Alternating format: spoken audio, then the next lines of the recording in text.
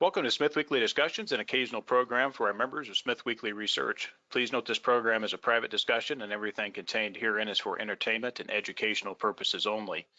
With that, we hope you're in a comfortable position, along with your favorite beverage, to enjoy the discussion. We remind our audience to examine our show notes attached to each of our shows to better understand how our program functions. Before we get into our discussion, we want to say thanks for questions coming from our audience at SmithWeekly, including Mike G., Duncan W., Brent S., Casper J., Max C., and Joe G. Mr. Mark Chalmers is returning to the program today. Mark is the president and CEO of Energy Fuels, a U.S.-based uranium, rare earth, and vanadium exposed production-capable business with strategic, conventional, and ISR assets centered around the White Mesa Mill facility in Utah. Energy Fuels is a uranium portfolio position held at SmithWeekly Research. Energy Fuels is listed on the New York Stock Exchange under the symbol UUUU and also on the Toronto Stock Exchange under the symbol EFR. Mr. Chalmers, what's new? Hey, Andrew, it's been a while. Certainly has, Mark, and let's kick it off here. Opening comments on uranium, rare earths, and the vanadium markets here. Let's start with uranium. Well, a lot's happened since we talked last. Certainly the interest in uranium and the focus on nuclear power to reduce carbon emissions has gotten to become even more acute than it was even a few months ago. I think the world is realizing that, to reduce carbon emissions, you got to have nuclear in the mix. And that's echoing not through just North America, but in Europe and certainly in Asia and China. So it's, price uranium keeps going up. It's been bouncing around a bit in the 40s, but it's getting to the point to where, once it sort of breaks through that $50 a pound range and people can secure contracts, $50 plus, it starts getting very interesting. So yeah, I'm pleased to see the interest. Certainly this, purchasing of uranium by groups like Sprott and the Spot, Initiative and others, including Kazatomprom, is certainly, putting the spotlight on uranium once again. So, it appears that, all these fundamentals are kind of converging on the uranium space in a positive way. And how about rare earths? Not a lot different from the uranium. I think that, anything that can reduce carbon emissions, improve the ability for electrification, energy efficiency, same thing, getting a lot of spotlights on it, dependency on China and certainly with uranium products, dependency on Russia and Kazakhstan. It all seems to be happening on these critical elements at one time. And as you know, Andrew, I know we'll talk vanadium in a second. Energy Fuels is different than pretty much anyone you'll talk to in the fact that we're both uranium, rare earths, and vanadium focused for all good reasons. So, we feel very blessed that we have some of the hottest elements and molecules out there in our portfolio. Yeah, I think it's interesting just to point out there, Mark, that it's not just, a company that has these three components in their exploration portfolio, but this is a company that has existing assets that are at various stages, and then also the facilities in place. And I think that is the big difference for Energy Fuels here. And obviously that's being reflected as we continue through this market. How about comments on vanadium for just a moment, and then we'll get back to Energy Fuels and talk results. Vanadium is really a spiky kind of metal. The price can move up and down quite quickly, but we have the only conventional vanadium plant in all of North America. We, produced vanadium in 2019, a couple million pounds. We have the ability to go back and produce vanadium fairly quickly, but it is sort of third tier from the uranium and the rare earths. So, but it is something that we have the ability to do, and few can say that can actually do it. So, we still have, as you mentioned, more assets than any other group in the United States when it comes to ability to produce these critical elements. And it's all debt free. So we don't have any debt, and they're all proven. So very important differentiator from a lot of others. So you just released a few days ago, third quarter results. How about just recap that for the audience here? We've got a strong balance sheet. Depending on how you read the financials, I don't have it in front of me, but I think we said 133 million or in that order of cash, working capital, including inventory or tradable securities. That was actually pretty conservative because we have a lot of uranium, vanadium on our books at substantially lower prices than what the current price is. After the close of the quarter, we also sold these non-core assets to Consolidated Uranium, which is somewhere in the order of around $30 million of cash or shares. So, we have a very strong balance sheet. Again, zero debt. Our revenues were off a bit. We weren't expecting significant revenues, but there's been some shortfalls in some of the material, the rare earths that's been delivered from Chemours, and that was the main reason we were off on those targets a bit. But again, very strong period for us. We made substantial progress on a number of fronts. So, we're in a very strong position, fully funded to do all our activities for the next year or two without any problem from a financial perspective. More to come, I suspect, on that front, Mark. That's a good area there to transition into some of the commercial sales that have been mentioned, ramp up on the rare earth side, which has been ongoing process, maybe a little bit delayed perhaps here, but maybe you can give us a progress update on that ramp up.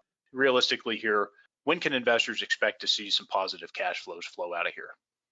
Well, that's a good question. We could sell our uranium inventories today, and I think we're on the books at $23. We can get positive cash flow. We can sell the vanadium, it's on the books at $5 and something. We can get positive cash flow. There's a lot of these things we can do right now or shortly, depending on the price of uranium, vanadium, rare earths. But to really get to our goals, I mean, we're looking at hundreds of millions of dollars of revenue when we get the rare earths going, or even on the uranium front. We can generate positive cash flow right now based on what we have in inventory, but we believe that the future is bright for uranium, vanadium, and some of these other products. So, we're going to do what we think is best for the shareholders ultimately. And but that includes, we want to get to, positive, robust cash flows as soon as we can. That will probably be, if we go for the longer game rather than a shorter term game, you're probably looking out 3-4 years, somewhere in that order. That's the reality of it. But we have the ability, we could do that. We could show that we're positive cash flowing in a quarter right now if we decided to sell our inventories currently what we have it on the books. So it sounds, Mark, to me, it looks like there's maybe some market price dependency here. And then also, what do you see on the rare earth side specifically as far as ramp up, continued contracting? When do you see that being mostly in an area where you guys can be, steady state? Yeah. Well, on the rare earths, we're currently working with Chemours with our 3-year agreement with Chemours, which unfortunately they've been a bit short, hasn't held back our plans because we're still getting material quantities from Chemours. I think our next run will be about 500 or 600 tons. Last run was about 300 tons of heavy mineral sand, monazite sand. So, we're going to continue to kind of, ramp up when we get feed from Chemours.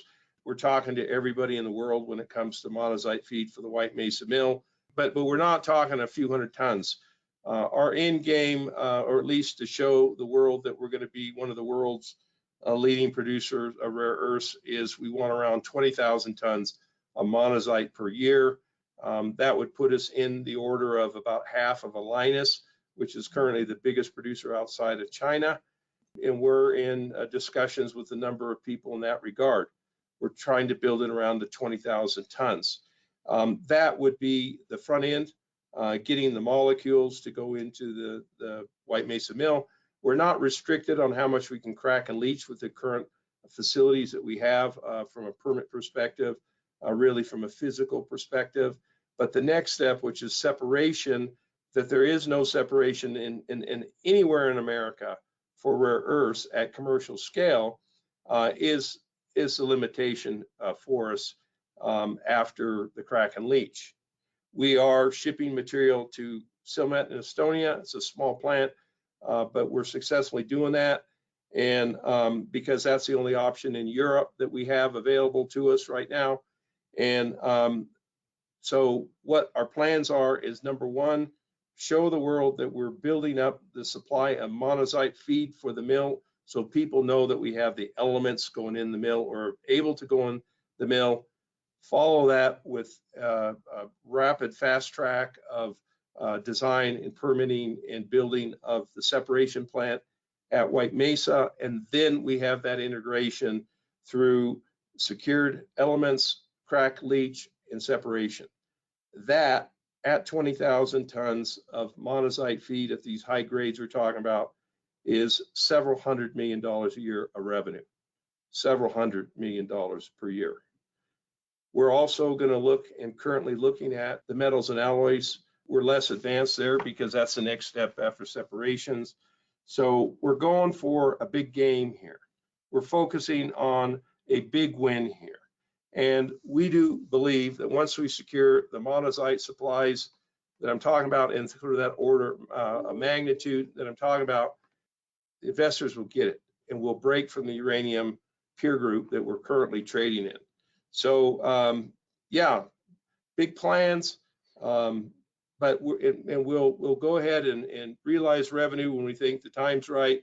But we're going for a company that has, securing all the pieces I just mentioned, few $100 million per year of revenue is what our goal is.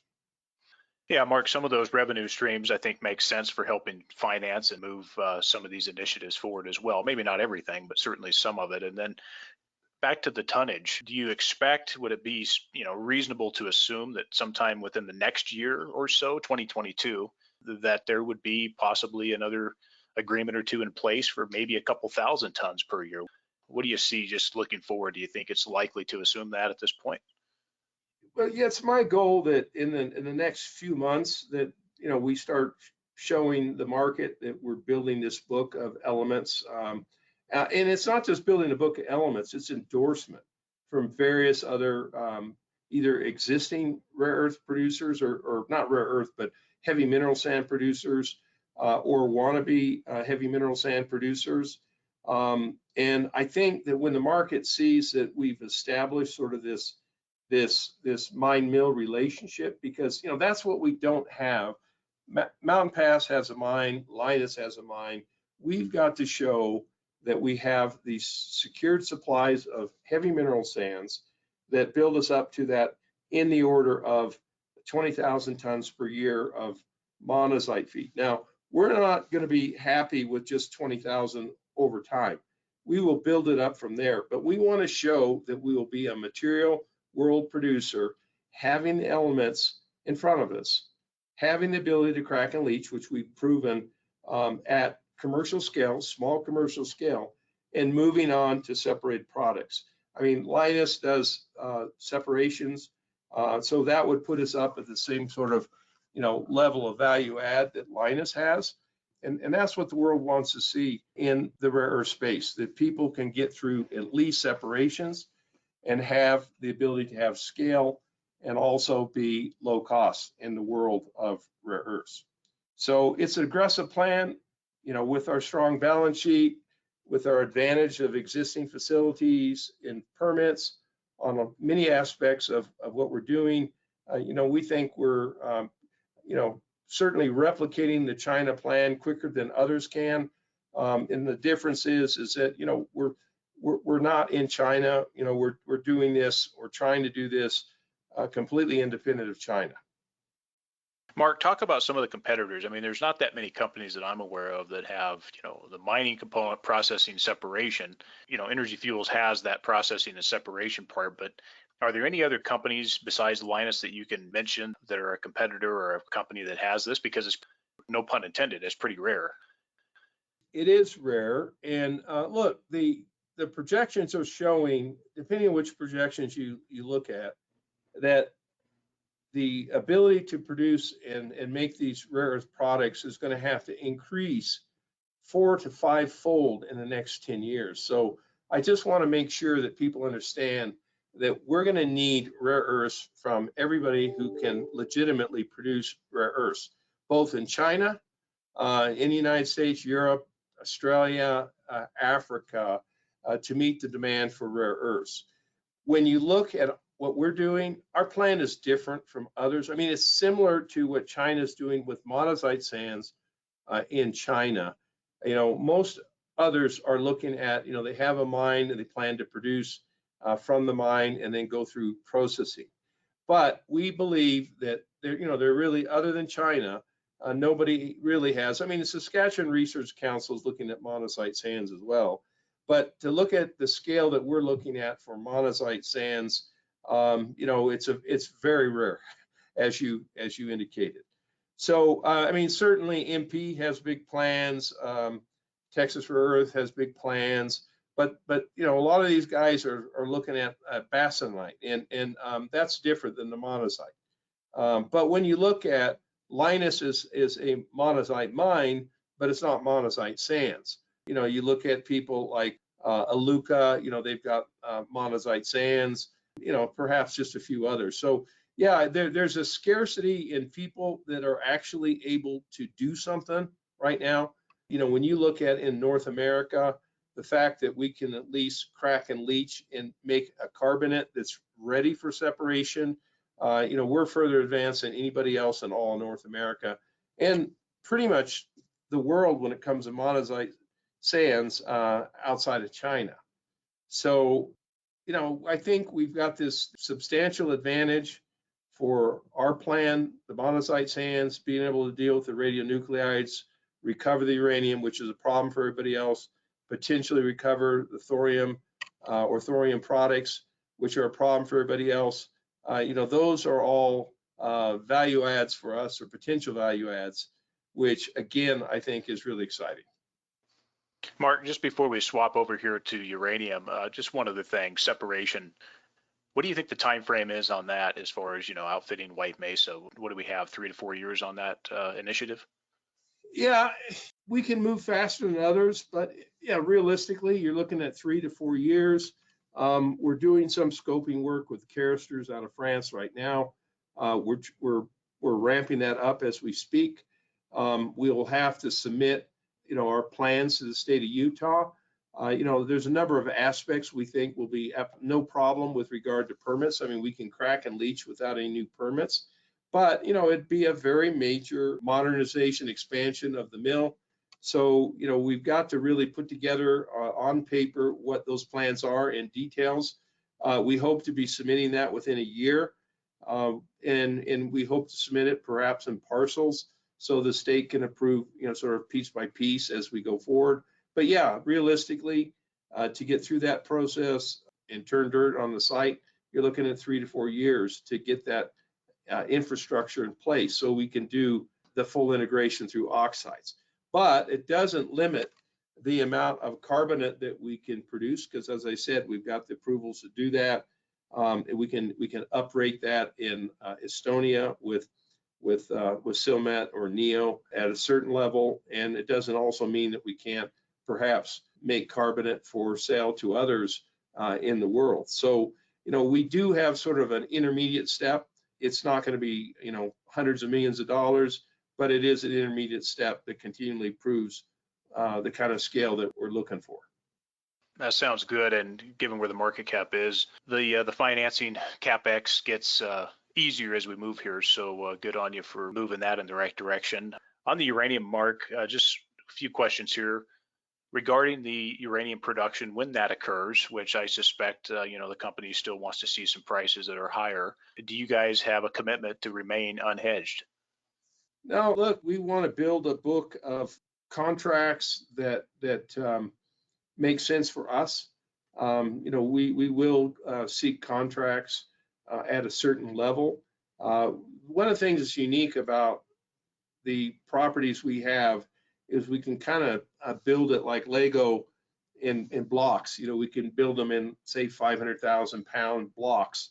So, with multiple projects, we can get a contract for 500,000 pounds, say, and produce 1 million, or get 1 million pounds of contracts and produce 1.5 million or 2 million pounds. We do want to have some open market attributes. We're not going to contract everything, but to get kind of the flywheel going to go back in production, we want a certain level of contracts under our belt. Now, having around 700,000 pounds of uranium in inventory that we produced. Most people have uranium and you ask them, well, how much did they produce? And they'll say, none of it. They bought all of it. We produce all of our uranium. We can kind of mix in those inventories as prudent with a long-term contract, with getting started. We haven't basically valued on our books for $23 or something a pound. So, as I said, if you sell it at 50, you're going to have, getting close to a $30 profit on that material. So we can mix and match. We've got quite substantial inventories at the mill right now with some of our cleanup activities that we've done in New Mexico, alternate feed that we've received over the last couple of years, or starting up Pinyon Plain Mine or Alta Mesa or Nichols Ranch. So we've got a lot of pieces and arrows in our quiver on how we get back into uranium production, and far more arrows in our quiver than others. And I would just point out that you guys haven't been a company that's purchased material on the market, and that you have a pretty nice inventory as compared to others. Mark, with regards to U.S. uranium, the U.S. uranium reserve, Buy American, et cetera, do you think U.S. utilities care to buy American? Not that it's really a requirement to buy local or buy American. It's not mandated, if you will. Do you see that they will look to buy locally? And how is Energy Fuels doing with that relationship post 232? Look, we've always had good relationships with the utilities because utilities know that Energy Fuels are doers. They're not promoters. If anyone wants to dwell on the 232 relationships, I think that's, water under the bridge. The reserve is still out there. It's appropriated. It's moved way slower than I ever thought. I never thought that you could have funds appropriated on a bipartisan basis and we'd still be waiting to figure out how they spend that money. But it still is an important component for the United States going forward, being the largest consumer of uranium products, nuclear products in the world, or at least at this point in time. So when you look at the plans, even with the Biden administration, it's still very strong supporters of nuclear, and particularly the small modular reactors. You're gonna need feed for those reactors, and it still doesn't make any sense to get that feed from foreign countries. But we're kind of in an interesting point now because the price of uranium has gone up, materially since the 232 days, and we're getting very close to a strike rate where some of the best projects in the United States can start up or have a potential to start up in the not too distant future. So things are changing quickly, Andrew, and very dynamically. But I think when you look at the focus on reducing carbon emissions, uranium and nuclear are in a very good spot right now. The best spot has been in probably for decades. Yeah, certainly. I mean, the U.S. at this point, I think the U.S. is more accelerating towards the bad side of things and is fast when it has to do with bad initiatives, Mark. But it seems very slow when it comes to good initiatives. And I think good initiatives come back a little bit to the U.S. uranium reserve. The contracting component of that, certainly Energy Fuels would be in a fantastic position for proposals there and probably be one of the first awards, if not the first. But, when it comes to things like nuclear, it's behind. Russia, China, as you know, and I know very well, there's lots of others that are way ahead of the game, and the U.S. needs to play catch up. And the only way to play catch up is to bring in good people, bring in good policies, and bring in capital. And, we know they can print money to bad initiatives, but why not print some good money here? That's the way I would say it. How about some of the uranium initiatives, some of the restarts, potentially some of the preparation work, Mark, with you guys and some of your stated costs across some of your various projects, conventional ISR? Do you think at this point you guys have anything to prove to potential buyers as far as, showing that production, as far as getting closer to restart ready, or would you just rather wait until the price is in a very, very comfortable position before even lifting a finger? We're already taking steps to be more ready to go back into production at our ISR facilities and at Pinyon Plain, and even at some of our uranium vanadium mines that are close to the mill. So I don't think we have a lot to prove because we've already proven ourselves. I mean, there's a lot of others though that do have a lot to prove that haven't proven themselves. I mean, we've got decades of experience, and Andrew, as you know, I mean, not just in the United States, I produce uranium with Langer Heinrich, with Kayla Kara, with Beverly in Australia, in Kazakhstan, with like Karasan 1, Karasan 2, where I was an advisor for Mayor Binney. So yeah, I don't feel I have to prove anything to anyone. We know what we're doing. We are going to, take the prudent steps that we need to take. We will, build at least a partial book with contracts, as I said, when we start rehiring, and we are hiring right now because the activity level is going up.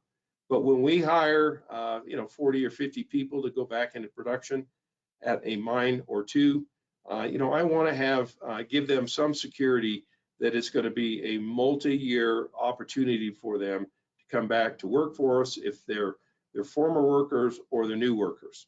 So we want to provide some runway for everyone, the company, for the utilities, and we don't want to just do it on a spike of a month or two of a uranium price. Well, Mark, when that time comes, make sure you send me an application. I'd like to take a look over it. Talk about mergers and acquisitions here, Mark. You recently did a deal with Consolidated Uranium, recently closed.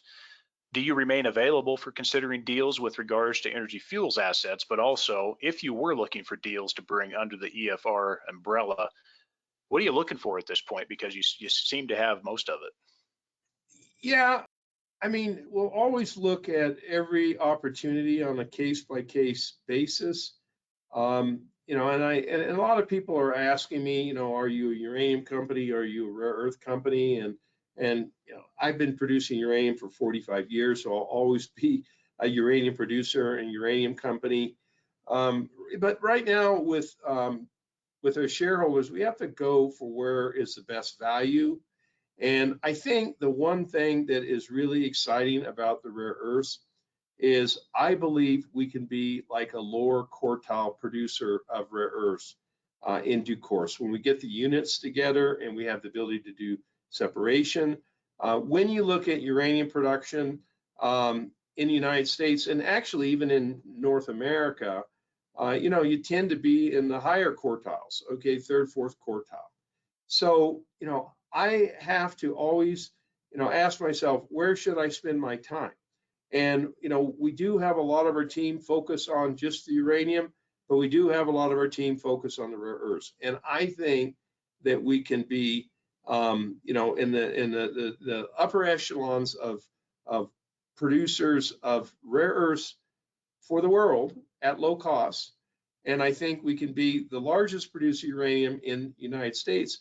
But on uranium front, we're not going to compete with Kazakhstan, okay? So we got to be realistic on where we're trying to position ourselves. But what we provide as an investment is we provide a low carbon electrification super machine, when we go forward, because we can cover both of those areas very effectively. And the main reason we can advance quicker with rare earths is we can recover the uranium from the monazite streams. So they fit together perfectly. And for potential investors who are on the sidelines listening, market cap company stands at about 1.6 billion USD. What would you say to them about considering Energy Fuels at this price point? I would say that from a uranium perspective, we trade with our uranium peers. I mean, if you look at some of the other uraniums, they're also billion-dollar companies. But when you look at us as a uranium company plus a rare earth company, I would say look at Linus at 5 billion, look at MP at 6 billion, and then look at the 1.5 or 1.6 billion accordingly. It is our goal, if we become a material world supplier of rare earths, to become multi-billion-dollar company, because we believe there's probably, at this moment, I believe there's more lift in the rare earth business than there is in the uranium business, even though the uranium business looks like it's on a complete tear, and it is, for all the right reasons. The fundamentals look like they're sorting out. But on the rare earth front, that is where our biggest growth opportunity is in terms of the market capitalization of our company. Look at the people ahead of us and watch the steps that we make, and watch as we build the book on the monazite feed in the front end and our movements on the separation front for full integration. Multi-billion dollars. So we are focused on becoming a 3, 4, 5, $6 billion company in time. Won't happen in a day, but watch this case unfold, while at the same time maintaining and operating our uranium properties when we get just a bit more in the uranium prices, hopefully with some contracts to underpin those activities as well. And the best way for investors to reach out to the company?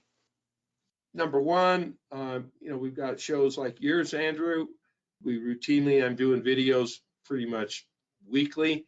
On our website, we update our corporate presentation pretty much monthly. We've got our quarterly conference calls.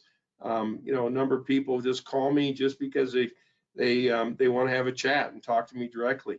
So I try to reach out to people that are interested in the story. My time is very short now because we're very busy with all the activities that we have. But we're still a company that we believe is got faces to it, and we're very willing to talk to people about the story and the opportunities as they unfold. Well, Mark, always a pleasure. Thanks for coming on the program, and keep up the efforts. Look forward to speaking again soon. Thank you, Andrew. It's always a pleasure.